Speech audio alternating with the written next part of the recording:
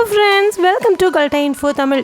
இன்றைக்கி வீடியோவில் அகழ்வாராய்ச்சினால் கண்டுபிடிக்கப்பட்ட நம்மளை கண் கலங்க வைக்கக்கூடிய வினோதமான விஷயங்கள் தான் இந்த வீடியோவில் பார்க்க போகிறீங்க. இந்த கண்டுபிடிப்புகள் எல்லாம் பார்க்குறதுக்கு ரொம்பவே ஆச்சரியமாக இருக்கும். அதனால் ஸ்கிப் பண்ணாமல் முழுசாக பாருங்கள். இன்றைக்கான வீடியோட கொஸ்டின் என்ன அப்படின்னா, உங்கள் அம்மா அப்பாவை தவிர்த்து உங்களுக்கு அடுத்ததாக யாரை ரொம்ப பிடிக்கும் இந்த உலகத்துலேயே அப்படின்னு மறக்காமல் கமெண்ட்டில் சொல்லுங்கள். வீடியோக்குள்ளே போகிறதுக்கு முன்னாடி இந்த வீடியோ லைக் பண்ணி என்னோட சேனலையும் சப்ஸ்கிரைப் பண்ணிங்க அப்படின்னா எனக்கு அடுத்தடுத்த வீடியோ பண்ணுறதுக்கான என்கரேஜ்மெண்ட்டாக இருக்கும். வாங்க வீடியோக்குள்ளே போகலாம். முதல்ல நீங்கள் பார்க்க போகிறது காஃபின் பர்த். இறந்ததுக்கப்புறமா சவப்பெட்டியில் வச்சு அடைச்சி மண்ணுக்கடியில் புதைச்சதுக்கப்புறமா அந்த சவப்பெட்டியில் இருக்கிற பிணத்துக்கு குழந்தை பிறந்திருக்குன்னு சொன்னால் உங்களால் நம்ப முடியுதா? இது உண்மையாகவே நடந்த ஒரு விஷயந்தான். இட்டாலியில் டவுனுக்கு அவுட் சைடில் நிறைய கிரேவ்யார்ட்ஸ் இருக்கும். அதாங்க சுடுகாடு இருக்கும். அந்த சுடுகாட்டில் நிறைய பிணங்களை புதைச்சி வச்சுருப்பாங்க. 2010 இந்த இடத்துல மர்ம புதையல்கள் இருக்குது அப்படின்னு சொல்லிட்டு அகழ்வாராய்ச்சியாளர்களுக்கு தகவல் கிடைச்சதுமே இந்த இடத்த தோண்ட ஆரம்பிச்சிருக்காங்க. அந்த இடத்துல ஒரு சவப்பெட்டி கிடைச்சிருந்திருக்கு. அந்த சவப்பெட்டியை திறந்து பார்க்கும்போது ஒருத்தரை மட்டும் வச்சு புதைக்கக்கூடிய அளவுக்கு தான் ஸ்பேஸ் இருக்கக்கூடிய அந்த சவப்பெட்டியில் 2 மனுஷங்களுடைய எலும்புக்கூடு கிடைச்சிருக்கு. இந்த எலும்புக்கூடுகளை வச்சு ஆராய்ச்சி பண்ணி பார்க்கும்போது இந்த எலும்புக்கூடுகள், இந்த சவப்பெட்டிகள் 7th இல்லைனா 8th செஞ்சுரியில் புதைக்கப்பட்டதாக இருக்கும். இதுக்குள்ளே இருக்கக்கூடிய எலும்புக்கூடு ஒரு பெண்ணுடைய எலும்புக்கூடு. அதுவும் ப்ரெக்னெண்ட்டாக இருக்கும்போது இந்த பெண் பிரசவ வலியினால் அவங்களால குழந்தை பெற்று எடுக்க முடியாமல் அப்படியே இறந்து போயிருக்காங்க. இவங்களுடைய வயிற்றுக்குள்ளேயே அவங்களுடைய குழந்தையும் இருந்திருக்கு. அப்படியே இவங்களை புதைச்சும் போட்டிருக்காங்க. அதுக்கப்புறமா இவங்க இறந்ததுக்கப்புறம், பிணமானதுக்கப்புறம் இந்த மாதிரி மண்ணுக்கடியில் சவப்பெட்டியில் வச்சு புதைச்சதுக்கப்புறமா இவங்களுக்கு குழந்தை பிறந்திருக்கு. எப்படின்னு கேட்குறீங்களா?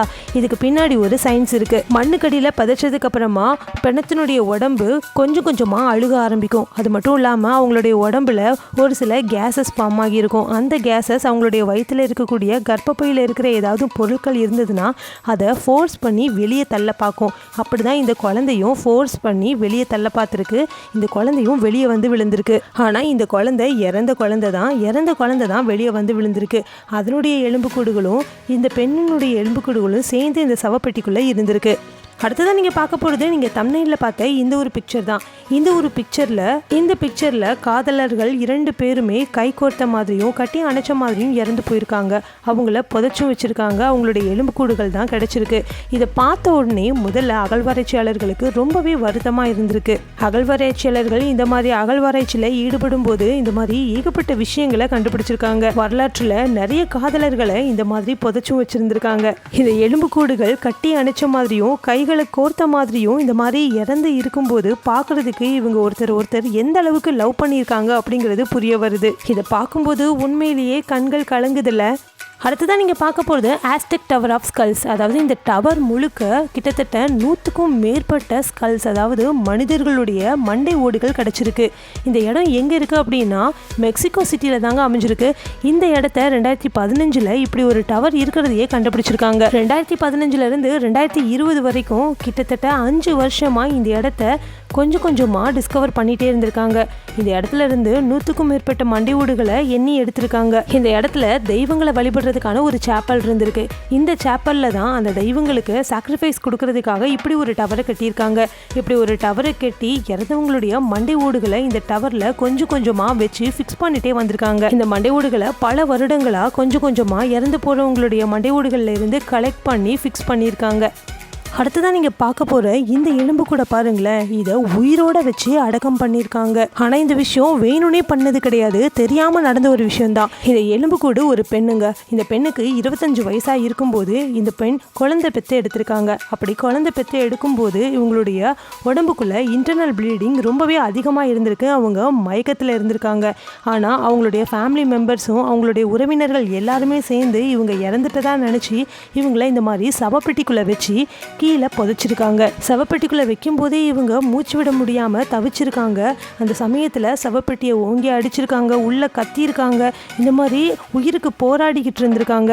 எப்படியாவது வெளியே வந்துடணும்னு சொல்லிட்டு அவங்க ரொம்பவே பாடுபட்டிருக்காங்க. ஆனால் அந்த சவப்பெட்டி கொஞ்சம் கூட சவுண்ட் வெளியே லீக் ஆகாத மாதிரியான ஒரு சவப்பெட்டியாக இருந்ததுனாலையும் ரொம்ப ஸ்ட்ராங்காக இருந்ததுனாலையும் உள்ள அவங்க கத்துற சத்தம் வெளியவே கேட்கல. அவங்களுடைய பாடி மூவ்மெண்ட் கூட வெளியே யாருக்குமே தெரியலை. ஏன்னா அவங்க ஆல்ரெடி குழந்தை பெற்றிருந்ததுனால அவங்க பாடி ஆல்ரெடி டயர்டாக தான் இருந்திருக்கும். அதனால அவங்களால ரொம்ப ஃபோர்ஸ் பண்ணி அந்த சவப்பெட்டியை தள்ளவும் முடியலை. ஃபுல்லாக இருட்டாக மட்டும்தான் இருக்குது. அந்த இடத்துல அவங்களால என்ன பண்ணுறதுன்னு கூட தெரியல. அந்த சவப்பெட்டியை சுற்றி இருக்கக்கூடிய துணிகளை கூட அவங்க கிழிச்சு எடுத்திருக்காங்க.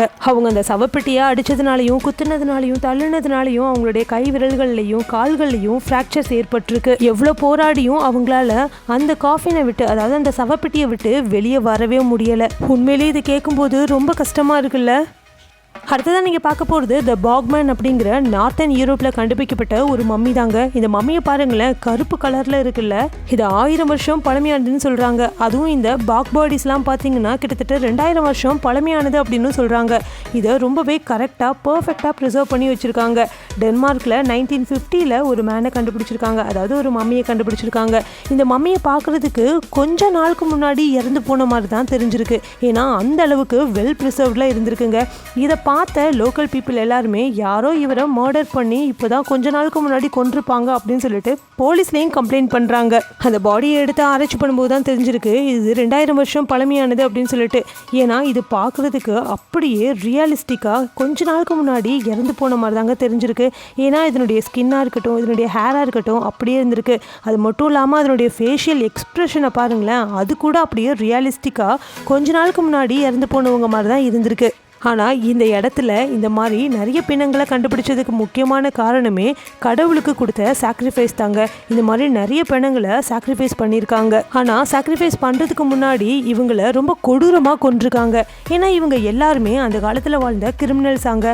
முக்கியமாக கிரிமினல்ஸை மட்டும்தான் கடவுளுக்காக சாக்ரிஃபைஸ் பண்ணுவாங்களாம். இந்த காலத்தில் கிரிமினல்ஸை நம்ம ஜெயிலில் தூக்கி போடுறோம் இல்லையா, அந்த காலத்தில் கிரிமினல்ஸை கடவுளுக்கு சாக்ரிஃபைஸ் பண்ணிடுவாங்களாம். இந்த பிணங்கள் இப்போவும் அப்படியே வெல் ப்ரிசர்வாக இருக்கிறதுக்கு முக்கியமான காரணம் இந்த பிணங்களை கண்டெடுத்த இந்த சதுப்பு நில பகுதிகள் தான். இங்க எப்பவுமே தண்ணி அதிகமா இருந்துகிட்டே இருக்கிறதுனால இந்த பிணங்கள் கொஞ்சம் கூட டீகம்போஸ்ட் ஆகாம அப்படியே இருந்திருக்கு. அடுத்ததான் நீங்க பார்க்க போறது த பவுண்ட் மம்மி. பெரு அப்படிங்கிற நாட்டில் ஆர்கியாலஜிக்கல் டிபார்ட்மெண்ட்னால கண்டுபிடிக்கப்பட்ட ஒரு மம்மி தாங்க இந்த மம்மி. இது கிட்டத்தட்ட 1200 வருஷம் பழமையானது. இந்த மம்மியை பார்த்தீங்கன்னா யாரோ சித்திரவதை பண்ணியிருக்கிற மாதிரி தான் தெரியுது. ஏன்னா இந்த மம்மி அதனுடைய ஃபேஸை கைகளை வச்சு மறைச்சிருக்கிற மாதிரி நமக்கு இந்த மம்மி தெரியுது. இந்த மம்மியை ஏகப்பட்ட கயிறுகளை வச்சு சுற்றி கட்டியிருக்காங்க. ஒருவேளை இவங்க கிரிமினலாக இருப்பாங்களா? ஏன் இந்த மாதிரி ஆள் நடமாட்டமே இல்லாத ஒரு சேம்பரில் வச்சு இவங்களை இந்த மாதிரி கயிறால் கெட்டி தப்பிக்க முடியாத வகையில் பண்ணி இவங்களை இந்த இடத்துல வச்சு பதிச்சிருக்காங்க. இந்த மம்மி இந்த மாதிரி பதிக்கப்பட்டதுக்கான காரணம் என்ன அப்படிங்கிறதுக்கு யாருக்குமே பதில் தெரியல. இதை பார்க்கும்போதே ரொம்ப கஷ்டமாக இருக்குல்ல. இப்போ உங்கள் எல்லாருக்கும் பிடிச்ச செக்ஷன் வந்தாச்சு. அதாங்க உங்கள் கமெண்ட்ஸ்லாம் ரிப்ளை பண்ண போகிறோம். வாங்க நம்ம சப்ஸ்கிரைபர்ஸ் என்ன கமெண்ட்ஸ் பண்ணியிருக்காங்கன்னு பார்க்கலாம். நான் லாஸ்ட் வீடியோவில் நீங்கள் பழங்குடியினரை நேரில் பார்த்துருக்கீங்களா அப்படின்னு நான் ஒரு கொஸ்டின் கேட்டிருந்தேன். அதுக்கு சின்ன என்ன சொல்லியிருக்காங்கன்னா, அவங்க 5th படிக்கும்போது ஸ்கூல் ட்ரிப் கூட்டிகிட்டு போனாங்களாம் ஒரு ஃபாரஸ்ட்டுக்கு. அங்கே பழங்குடியினரை பார்த்ததா சொல்லியிருக்காங்க. அந்த பழங்குடியினர் சைன் லாங்குவேஜ் பேசினதாகவும் சின்ன குழந்தைங்க மாதிரி அவங்க கத்தி கத்தி பேசினதாகவும் சொன்னாங்க. இதே மாதிரி உங்களுடைய கமெண்ட்டும் என்னோட வீடியோவில் இடம்பெறணும்னு நினச்சிங்கன்னா ஒவ்வொரு வீடியோலையும் நான் கேட்குற கேள்விக்கு நீங்கள் மறக்காமல் கமெண்ட்டில் போய்ட்டு பதில் சொல்லணும். எந்த பதில் எனக்கு ரொம்ப பிடிச்சிருக்குதோ அந்த பதில் எடுத்து நான் என்னோட வீடியோவில் சொல்லுவேன். இந்த வீடியோ ரொம்ப பிடிச்சிருந்தது அப்படின்னா இந்த வீடியோ லைக் பண்ணி உங்கள் ஃப்ரெண்ட்ஸ் அண்ட் ஃபேமிலிக்கும் ஷேர் பண்ணுங்கள். Thank you friends.